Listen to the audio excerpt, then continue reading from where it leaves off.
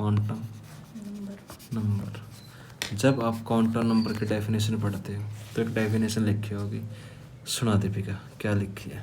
An electron in the atom for identify number are required, and these identification number called known as quantum number.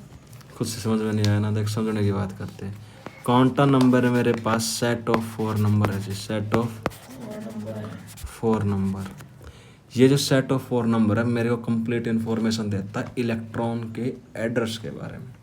इसका main motive क्या है कि electron के address के बारे में अगर अपने कोई अपडेट करता है तो उसको क्या बोलते हैं? क्वांटम नंबर बोलते हैं। ये अकेला नहीं है, 4 भाई है जी। कितने हैं जी? 4। जैसे अब आपको किसी का भी एड्रेस पता करना हो, अब इलेक्ट्रॉन का एड्रेस पता करना है। इलेक्ट्रॉन का एड्रेस पता करने के लिए सबसे पहले बोहर ने बताया था कि मेरे पास ऑर्बिट है और मेरे पास क्या है जी?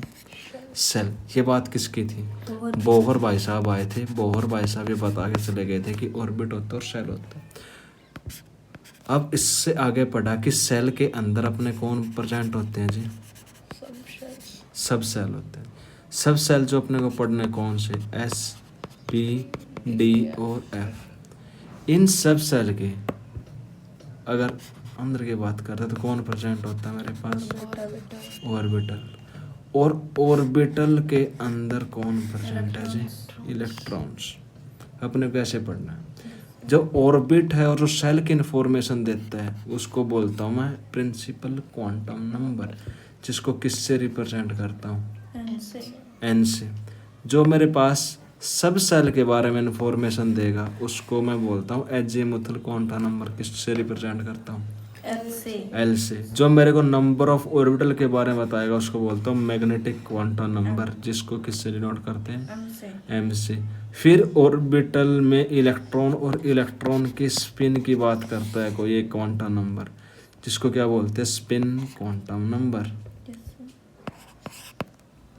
यस, ठीक है जी। इतनी चीजें आपको पढ़नी है।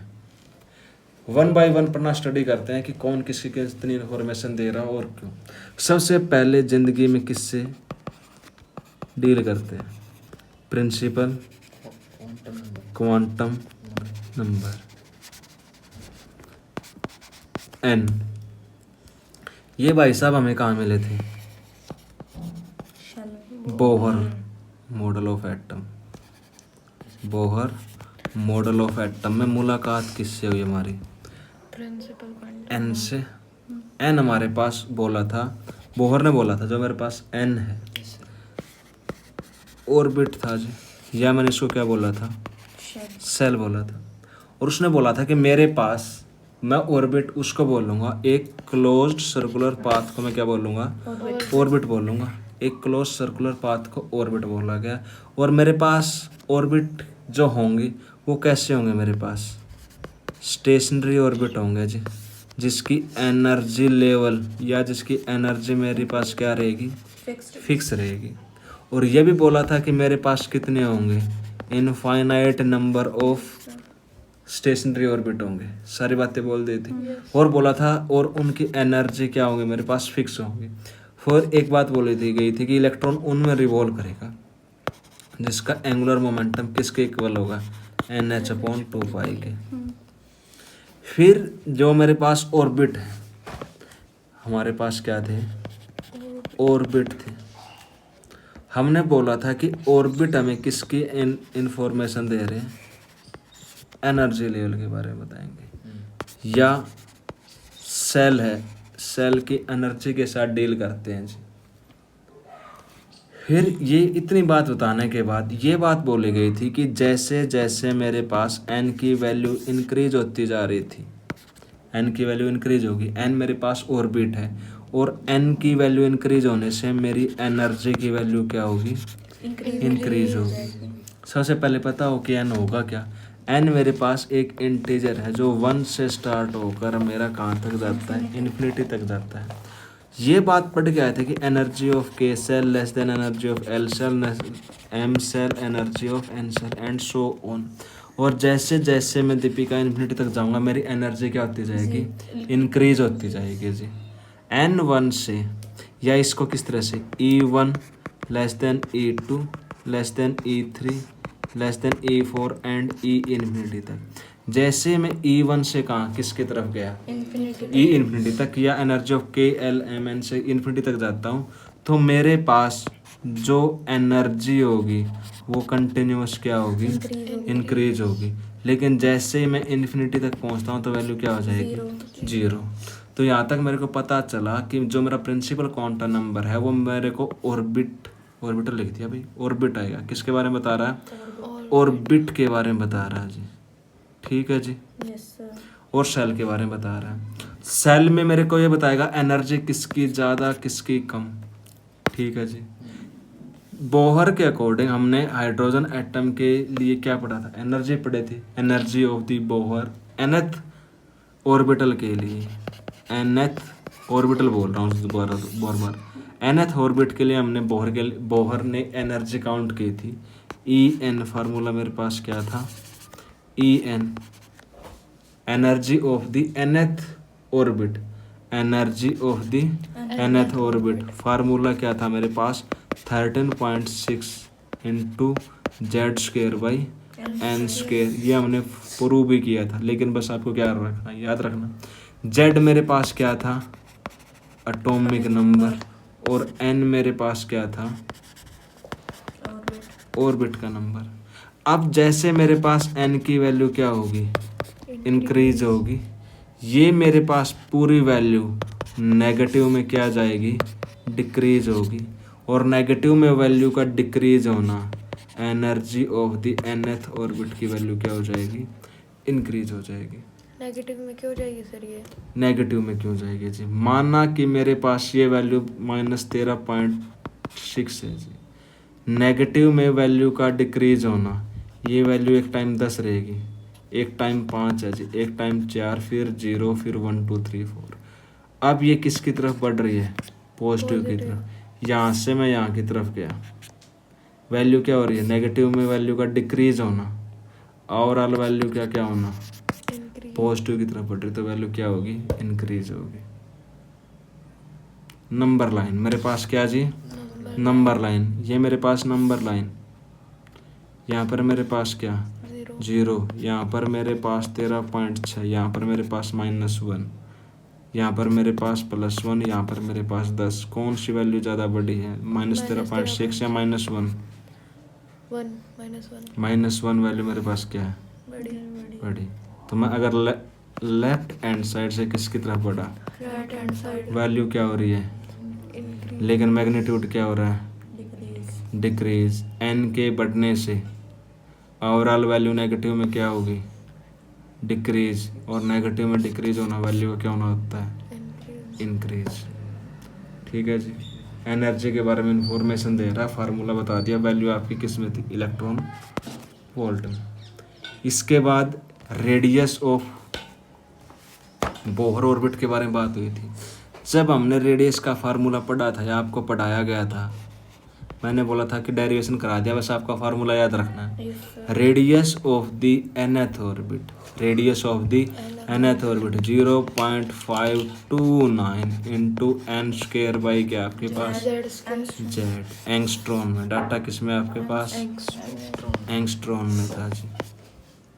इसका मतलब है कि जैसे मेरे पास ऑर्बिट का नंबर बढ़ेगा मेरे पास एटॉमिक रेडियस क्या होगी इंक्रीज होगी। मेरे पास आर एन डायरेक्टली प्रोपोर्शनल किसके था एन स्क्वायर के, और जो मेरे पास एटॉमिक रेडियस है इनवर्सली प्रोपोर्शनल किसके हैं 1/z के लिए। अब जितना ज़्यादा मेरे पास n की वैल्यू इंक्रीज होती जाएगी उतनी ज़्यादा मेरे पास रेडियस क्या होती जाएगी इंक्रीज।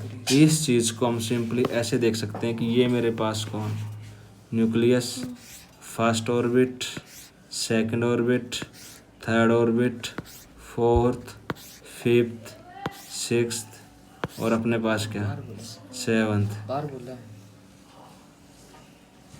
तो मैं जैसे फर्स्ट पीरियड से किसकी तरफ जाऊंगा सेवंथ पीरियड तक, एटॉमिक रेडियस आपके पास क्या हो जाएगी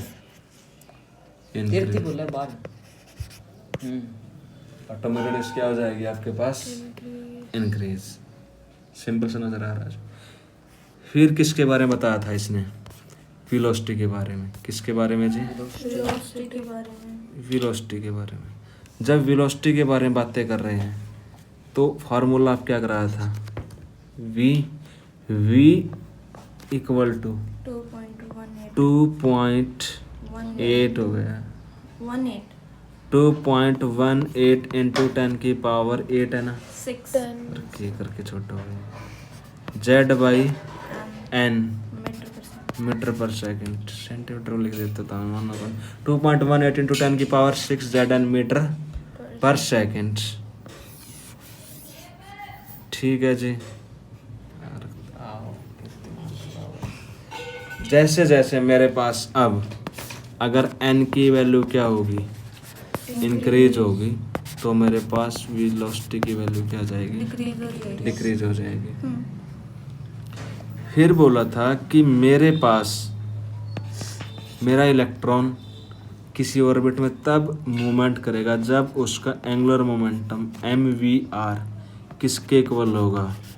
nh अपॉन 2 इसने बोला था कि इंटीजर मल्टीपल किसका होगा?